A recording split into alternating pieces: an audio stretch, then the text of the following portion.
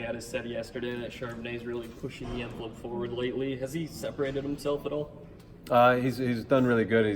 He's practicing really well, and you know, all those guys are playing at a high level. So we'll see as the season goes on if anyone really separates himself in the way that you're looking for me to say. I think Jim was saying the other week that he's coming on like a freight train. In your eyes, what does that look like to you?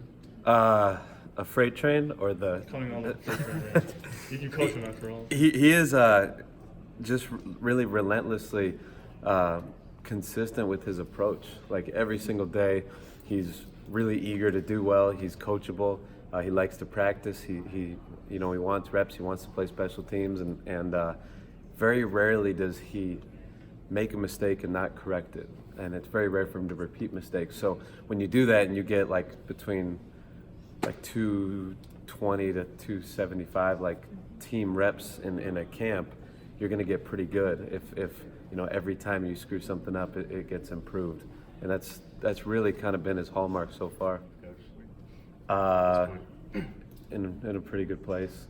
I don't know to compare everybody, but he's very special in a lot of ways, not just like running back ability, but just in terms of the intangibles and everything. He's more mature than most incoming freshmen at any position. It's really a bunch of guys that are all practicing at a really high level, and we'll see how everybody practices today and tomorrow. So with Zach, how do you work with a guy that he spent all of the spring injured? How do you get him up to speed? It's kind of weird. Like a guy like that, it's not that difficult because of the fact that like when he was out, he was really mentally engaged and unusually mentally engaged, more so than most guys are. He took great notes. He asked a ton of questions, and even from April, May, he hadn't been in the system very long, and neither had anybody else. He was at about the same level, just knowledge-wise, as everybody. Which just speaks a lot to how much he loves the game and how engaged he was able to stay, even though he wasn't physically out there on the field. And is his injury still bothering him at all, or? No, he's healthy now. Nico, when he was out here a couple weeks ago, said when he was out, he was like drawing up the plays on a whiteboard. Was it similar with you and Zach when he was out, or what sort of like specific things were you doing to keep him engaged?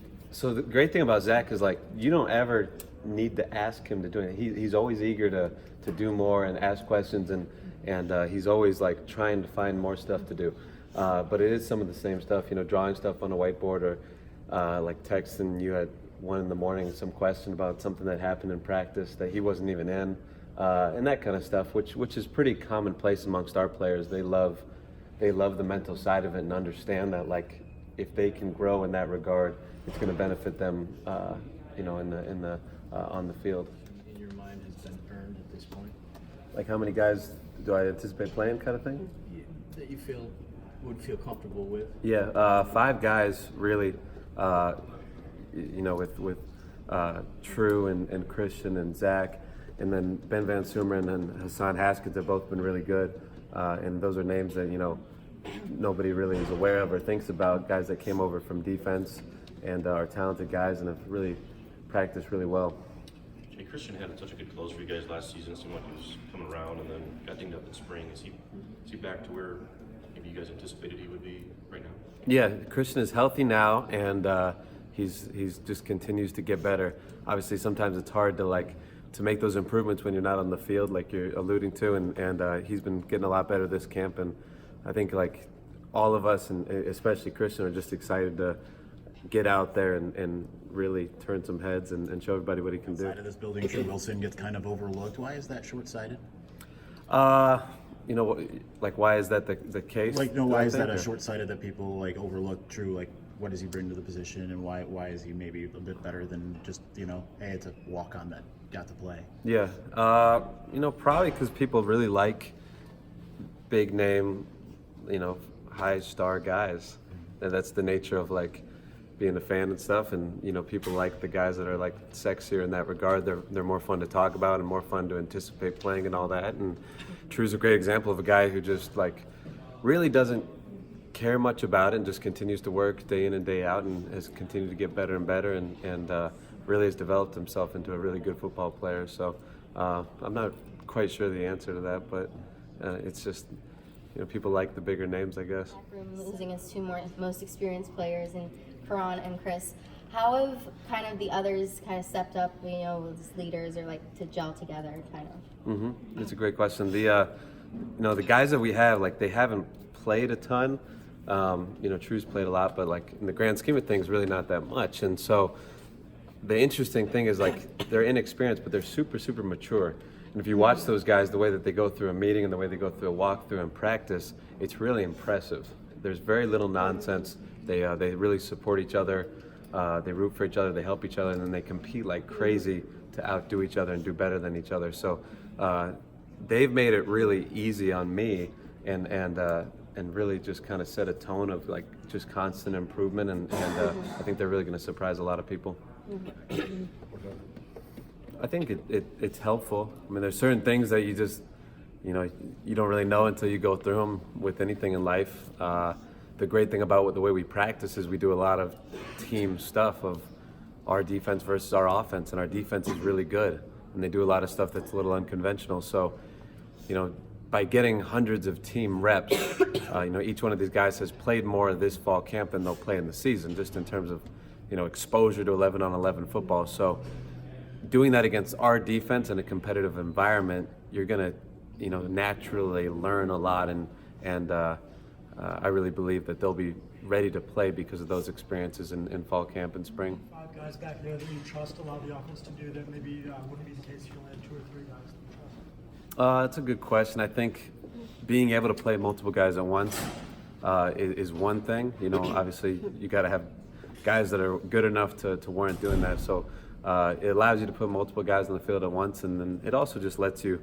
survive a season, because it's hard to keep a guy healthy, 1 or 2 guys healthy for 13 games. It's pretty tough. So you really got to have 3, 4, 5 guys that are legitimate contributors for you to make it through a season, and we believe we have that.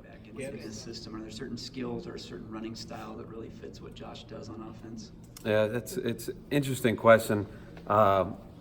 Being able to make plays is the big thing, because the nature of the offense, you're presented. Everyone likes talking about like space and speed and space. Like, as a running back, we have more space to work with now, because the box is, there's going to be less people in the box typically when we're running the ball. So just being tough to tackle is probably the main thing, because you're going to get more opportunities where there's one guy that's going to make this either a 6-yard gain or a 15, 20, 30-yard gain. And being able to win that battle is a huge thing. So if I had to say one thing, I would put it right there. Well, in terms of that, or is there one guy who's really good at that? They're all good. They're all different though. Like True is much more likely to try to make a guy miss. CT is a guy who's more likely to set a guy up and outrun him.